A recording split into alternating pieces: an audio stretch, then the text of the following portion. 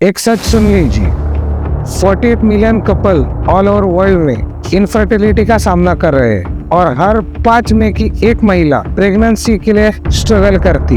Infertility ये एक ऐसा साइलेंट स्ट्रगल है जिसमें ना इमोशन दिखते हैं ना मन की तकलीफ दिखती है, पर इसका मतलब ये नहीं है कि आशा खत्म हो गई है।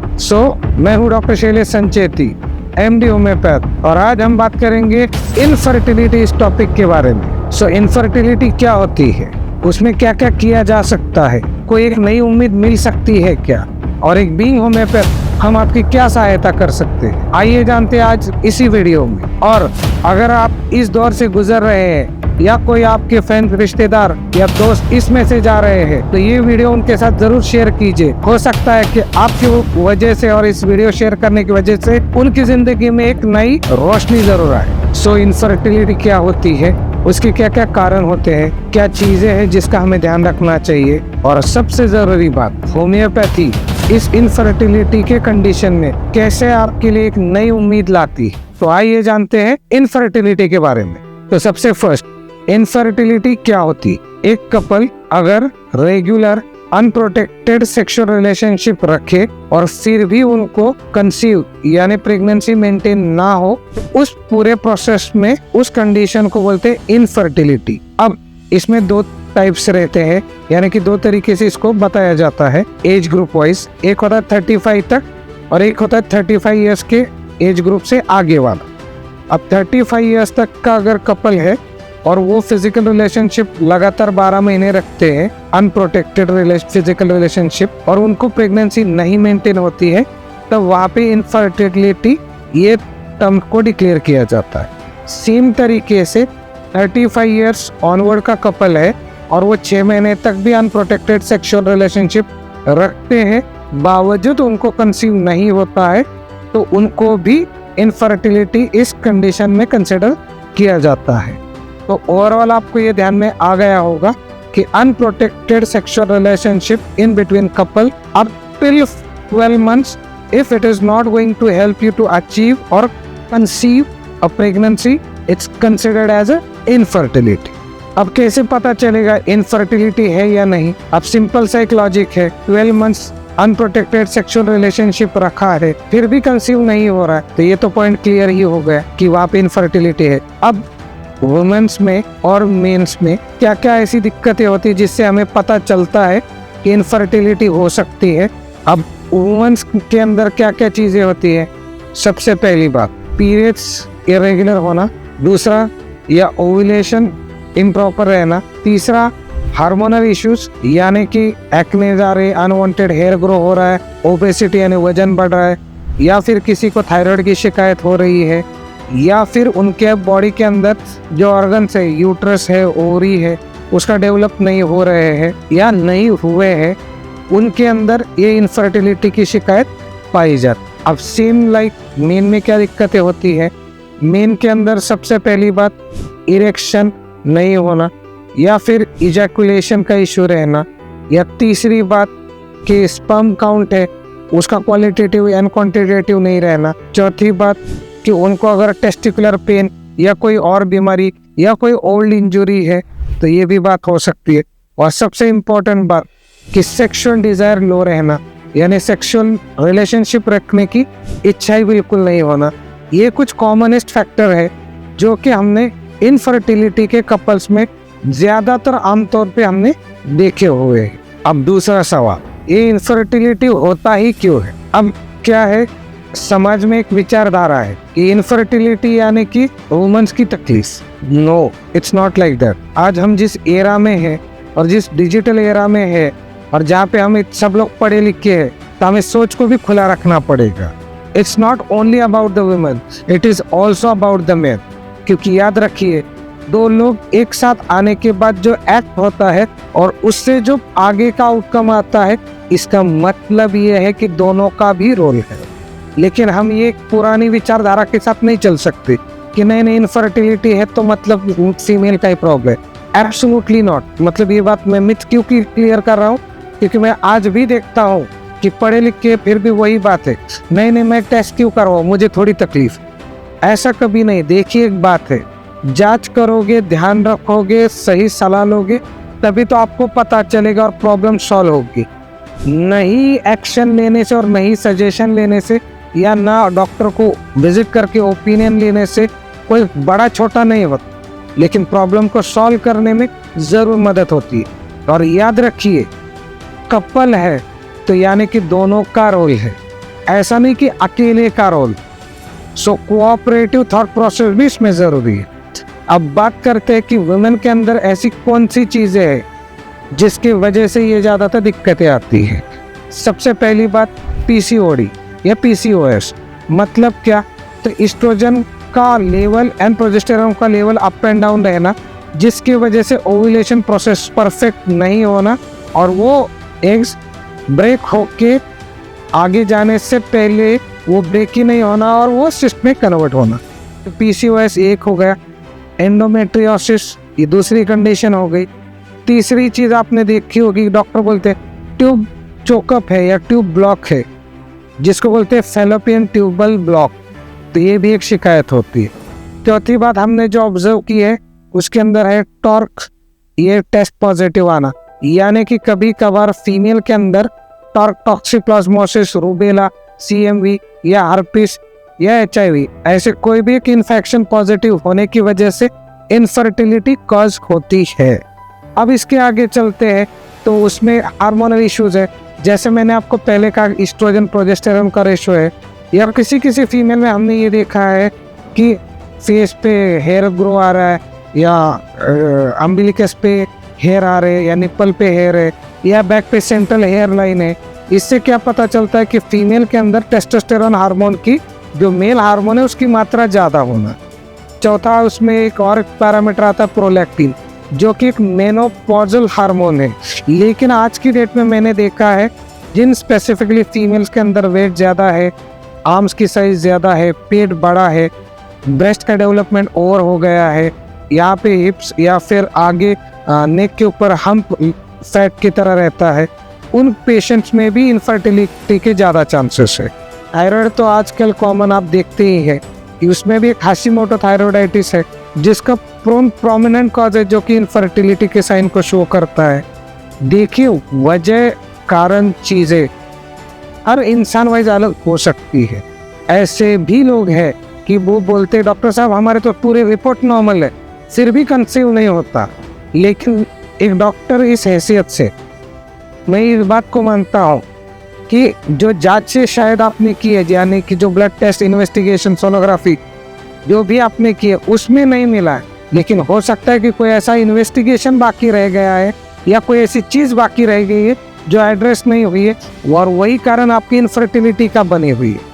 और ये सब चीज़ें आप ये सोचेंगे बीइंग होम्योपैथ ये इतना कैसे एक्सप्लेन कर सकते, क्योंकि देखिए जहाँ पे अनुभव होता है, जहाँ पे लोगों को रिजल्ट दिया गया हो और जितने एक्सपीरियंस के साथ हमने इन चीज़ों को देखा है, तो वही बंदा आपको ये सब चीज़ें, वही डॉक्टर आपको एक्सप्लेन कर सकते हैं। तो ये विश्वास कीजिए कि होम्योपैथी और मॉडर्न साइंस अलग नहीं है, क्योंकि शरीर एक ही है, बस दवाई देने का तरीका, यानी कि हम स्वीट पिल्स और लिक्विड देंगे तो उसमें शायद इंजेक्शन या बाकी का प्रोसीजर होगा, but after all human body होती है और डॉक्टर ही होते हैं। अब बात करते हैं second thing, that is men's में क्या क्या इश्यूज होते हैं।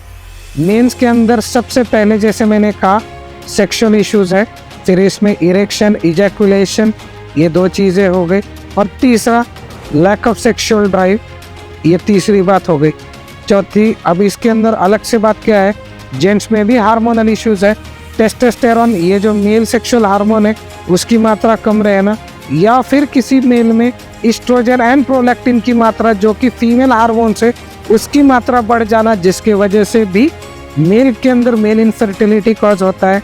सबसे अलग एक बात और भी है कि आप अगर सोनोग्राफी करवाते हो तो उसके अंदर लिख के आता है वेरियोसिल ग्रेड 2, ग्रेड 3, ग्रेड 1। इनका मतलब क्या है कि आपका जो सीमेन यानी कि स्पर्म ले के जाने वाला जो डक्ट है वो ब्लॉक हो गई है किसी कारणवश, या फिर वहाँ पे एक सिस्ट फॉर्मेशन हो गया है। So this can be the causes in the male also. अब इसके अलावा टेस्टिकुलर डेवलपमेंट है, ग्रोथ हार्मोन का डेफिशिएंसी है, उनके सेकेंडरी सेक्सुअल कैरेक्टरिस्टिक डेवलप हुए हैं, या नहीं हुए वो भी बातें हैं। तो ये भी बातें ऐसा नहीं कि सिर्फ सब फीमेल की तरफ ही है, मेल के पास भी बहुत सारी बातें हैं। लेकिन हाँ, ये वीडियो का पर्पज़ ही ये है कि आपको इन सब चीज़ों के बारे में बिल्कुल अवेयर करे, और वो भी एकदम आसान भाषा में। फीमेल कॉजेस, इसमें और एक कंडीशन है जिसके अंदर वाजाइनल पीएच यानी कि वाजाइना का पीएच एसिडिक हो जाता है, जहाँ पे स्पर्म ऑटोमेटिक किल होते हैं। और उसके साथ में और एक कंडीशन है, वाजाइना का जो माउथ है यानी कि वहाँ पे होल्डिंग जो सीमेन का होना चाहिए वो होल्डिंग पूरे तरीके से नहीं होता, इसलिए सीमेन लीकेज हो जाता है। तो वहाँ पे फिर कंसीव करने को ये भी एक दिक्कत आती है। मतलब पेशेंट्स हमें बताते कि डॉक्टर साहब पूरा रिटेन होता ही नहीं, सब निकल जाता है थोड़ी देर के बाद। So that's also the one of the cause of infertility. Lifestyle is also playing the very important role. तो लाइफस्टाइल में क्या है, लगातार लंबे आवर्स, लॉन्ग सिटिंग आवर्स है, लैक ऑफ एक्सरसाइज है, साथ ही साथ बैड हैबिट्स है, अल्कोहल है, स्मोकिंग है, ड्रिंकिंग, एंड इवन दो कि उसकी वजह से फिर फूड हैबिट्स खराब है, कभी भी खा रहे हैं, रात को खाना खा रहे हैं, एक्सेसिव आउटसाइड फूड यानी कि फैटी फूड, बेकरी आइटम्स खा रहे हैं, जिसकी वजह से शरीर की स्ट्रेंथ कम हो गई है। मतलब अगर आजकल आप देखोगे तो लोगों की तबीयत ऐसी मोटी दिखती है, लेकिन एनर्जी लेवल बिल्कुल जीरो रहता है। यही एक साइन है, और ये भी बात क्यों समझना जरूरी है। देखिए, वैसे तो फर्टिलिटी नेचुरल प्रोसेस है, लेकिन सवाल ये है कि जो कपल परफॉर्म कर रहा है उनकी हेल्थ ही अच्छी नहीं है। तो बट ऑब्वियस सी बात है कि वो आपके फर्टिलिटी को अफेक्ट करके आपको इनफर्टिलिटी में कन्वर्ट कर ही देता है। आज की डेट में हमने एक रिसर्च स्टडी पढ़ा था जिसमें हमने देखा कि 33% फीमेल की तरफ इनफर्टिलिटी के कॉजेस है, लेकिन 33% मेल की तरफ भी है। तो सेम यहाँ पे 33, 66 हो गया, और जो रिमेनिंग 33 है उसमें ये देखा गया कि both the partners are having the issues, मतलब इन दोनों में भी तकलीफें हैं। सो इन शॉर्ट, इनफर्टिलिटी को अगर डील करना है तो आपको वन साइडेड डील करके नहीं चलता। इन दैट केस दोनों पार्टनर को ट्रीटमेंट देनी चाहिए। एज मैं अभी गए 17 साल से प्रैक्टिस कर रहा हूँ, तो मैंने अनुभव किया है जब भी कोई कपल मेरे पास ट्रीटमेंट के लिए आता है, मैं हमेशा देखता हूँ, डॉक्टर साहब ये फाइल है मेरे वाइफ की, देख रहा हूँ तो सिर्फ फीमेल के ही रिपोर्ट्स है, सोनोग्राफी है, ओवुलेशन स्टडी है और बहुत सारी बातें, लेकिन मेल के बारे में पूछा, नहीं मुझे कोई दिक्कत नहीं। और जब मैं उनको पूछता हूँ कि क्या हम एक ऐसा कर सकते हैं, एक बार आप एक सीमेन रिपोर्ट कर लेंगे और थोड़े 2-3 हार्मोन के टेस्ट उसको कर लेंगे, और फिर पता चलता है कि मेल में ही तो दिक्कत थी या दोनों में भी दिक्कत थी। So what is the purpose of telling you all that stuff कि consider infertility is a couple issue, it's not a single person issue. अब होम्योपैथी का रोल आपको इनफर्टिलिटी में किस तरीके से एक नई उम्मीद, एक नई दिशा और एक नया ट्रीटमेंट सॉल्यूशन, उसके बारे में जानते हैं। सो होम्योपैथी ये सिर्फ एक रिप्रोडक्टिव सिस्टम की बात नहीं करता, ये बात करता है पूरे बॉडी, माइंड एंड सोल की, जहाँ पे आपकी पूरी स्टोरी सुनी जाती है। यानी कि आपको कोई इमोशनल डिस्ट्रेस है क्या, आपको आपके मेंटल, फिजिकल, या फिर आपको पास्ट में कोई ग्रीफ या दिक्कत हुई है क्या, जैसे किसी की मिसकैरेज की हिस्ट्री है क्या, किसी का इन्फेक्शन का हिस्ट्री है क्या, किसी में फर्स्ट मैरिज में बेबी नहीं रहा इसलिए सेकंड मैरिज किया और एक इमोशनल ट्रॉमा है, इन बातों को तक कंसिडर किया जाता है। यानी कि सिर्फ, क्योंकि मैं हमेशा ये बात बोलता हूँ, शरीर को बीमारी लगी, बीमारी को शरीर नहीं लगा है, मतलब कि शरीर को, तो शरीर के अंदर मन भी आता है, यानी कि मेंटल, फिजिकल, ये दोनों एलिमेंट्स आते हैं, और हम बीइंग होम्योपैथ हम इन सब चीज़ों को कंसिडर करते हैं। सो ये आपको सिर्फ एक दवाई दे दी और ओवुलेशन देख लो, अच्छा फिर इस टाइम पे रिलेशनशिप रख लो, इससे काम नहीं होगा, इसके आगे सोचना होगा, और वो हम जरूर सोचते हैं। अब बात करते हैं होम्योपैथी आपको किस तरीके से हेल्प करेगी। सबसे पहला major task, hormonal issues, PCOS रहने दो, थायराइड रहने दो, या फिर आपका एएमएच का इशू रहने दो, ये तीनों कंडीशन रहने दो, homeopathy is there to help you. क्योंकि ओव्यूलेशन प्रोसेस करने में, एग्स को अच्छा क्वालिटी ऑफ बनाने में, और उसके साथ वो वक्त पे ब्रेक करने में homeopathy has a very nice role. Second thing, physical complaints, male में सेक्सुअल डिज़ायर लो हो चाहे फीमेल में डिज़ायर लो हो, इस दोनों चीज़ों पे वर्क करने के लिए होम्योपैथी का सबसे बड़ा रोल है। तीसरी बात जो मैंने पहले बताई थी कि वजाइना का एसिड लेवल बढ़ जाता है या फिर वाइट डिस्चार्जेस या कोई क्लेमाइडियल डिस्चार्जेस या फंगल इन्फेक्शन या मेल के अंदर सीमेन पानी की तरह रहना या फिर फीमेल के अंदर वजाइना का इलास्टिसिटी लॉस होके वो सीमेन पूरा आउट होना, इसके लिए होम्योपैथी में बहुत बेस्ट मेडिसिन है। तीसरी बात जैसे ओबेसिटी है या फिर ट्यूबल ब्लॉक है या फिर यूटराइन जो एंडोमेट्रियोसिस है, ये फीमेल की बात हुई, वैसे मेल में वेरिकोसील है या कोई सिस्ट है या फिर टेस्टिकुलर डेवलपमेंट नहीं हुई है या फिर वहाँ पे वो ऑर्गन में यानी इरेक्शन इजैकुलेशन का कुछ इश्यू है या कहीं पे सीमेन ब्लॉक हो रहा है, so homeopathy has a very nice. अच्छा, इसके अलावा जैसे मैंने पहले बात बताई थी, ईस्ट्रोजन प्रोजेस्टेरोन का इम्बैलेंस हो, फीमेल के अंदर टेस्टोस्टेरोन का बढ़ना हो, मेल के अंदर टेस्टोस्टेरोन का कम होना हो, मेल के अंदर प्रोलैक्टिन और एस्ट्रोजन का बढ़ना हो या उनकी बॉडी में उस तरीके का एक्ट परफॉर्म करने के लिए पर्याप्त एनर्जी ना हो, हियर होम्योपैथी है ज़रूर। अच्छा, अब बात करते हैं कि इन सब चीज़ों के बाद होम्योपैथी रोल प्ले करती है, तो इसका जवाब आपको हमारे टेस्टिमोनियल्स में मिले। हाय, दिस इज जानवी मकवानी। नमस्कार, मैं वसुधा Pathare. I had bicornate uterus, which is a rare thing. It's a development deficiency which comes by birth, and I had that. I got operated from Mumbai, but उसके बाद भी मैं conceive नहीं कर पा रही थी because of my PCODs and other stuff. I don't know what. माझ्या लग्नाला 12 वर्ष झालेली होती, तरी मला काही अजूनही एकही मूल नव्हतं. सगळीकडे प्रयत्न करून झाले होते, हताश झालेले होते. पण माझ्या बहिणीच्या बाळाची ट्रीटमेंट सरांकडे चालू आहे, तर मी त्यांच्याकडे गेले. तेव्हा मला सरांनी कॉन्फिडन्स दिला की तुम्ही आई होऊ शकता. But then when I get to meet sir and his team, they were really supportive, very nice people, and the treatment was top notch. I just can't tell you how good it was. And आज मेरा 8 month का बेटा है, very healthy, very nice. म्हणून मग मी त्या सरांवरती विश्वास ठेवला आणि सरांची औषधं फॉलो करत राहिले. तर मला औषधं घेऊन 5-6 महिनेच झाले होते, तर मला पहिली प्रेग्नन्सी राहिली होती. पण माझ्या काही कॉम्प्लिकेशन्समुळे ती मिसकॅरेज झालं. मग सेकंड सरांनी परत थोडंसं थांबवून मेडिसिन द्यायला सुरुवात केली आणि त्याच्यातनं मला 2022मध्ये 27 एप्रिलला परत एकदा कन्सीव्ह झालं. तेव्हा मग ते कन्फर्म झालं आणि मला 2022मध्ये डिसेंबरला एक मुलगी झाली. मुलगी खूप छान हेल्दी आहे. सरांचे मी पूर्ण 9 महिने औषधं घेतली प्रेग्नन्सी असताना सुद्धा.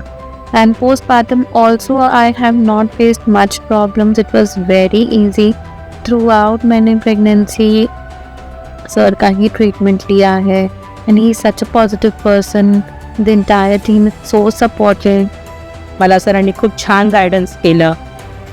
मला एकदम छान सगळ्या गोष्टींच्या मेडिसिनमुळे मला त्यांचा फायदा पण झाला. काही गोष्टींच्या माझं कधी बी लो झालं नाही, हाय झालं नाही, माझ्या अंगावरती सूज नाही आली, कारण मला PCODचा प्रॉब्लेम होता. तो सॉल्व झालून मला एक अपत्य प्राप्ती झालेली आहे. सरांची औषधं खूप गुणकारी आहेत सगळ्यांनी. त्यामुळे मी प्रत्येक माझ्यानंतर जे मला कोणी म्हणेल की असा मला प्रॉब्लेम आहे, तर मी सरांकडे अवश्य पाठवलं. त्यांनाही कन्सीव्ह झाले आहेत. त्यामुळे मला सरांवरती खूप विश्वास आहे.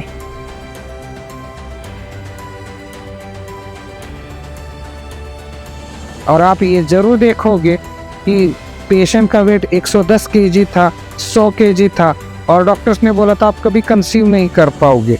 और those people also, that couple got conceived and not only conceived, they deliver a very good baby. मतलब this is what homeopathy can do in the case of infertility.